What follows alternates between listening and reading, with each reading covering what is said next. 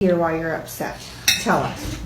Because, like, other animals than chickens and cow and pigs and other animals that get killed for food, I don't like that because I like nature.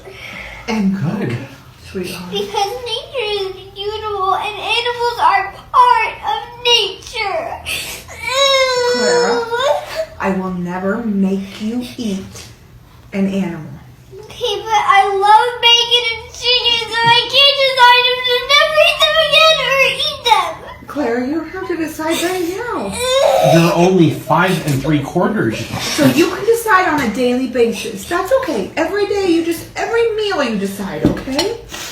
And Mama and Daddy will support that, okay? I love the hesitation there. Okay, I never want to be fed an animal again. Never. Okay. Okay, honey.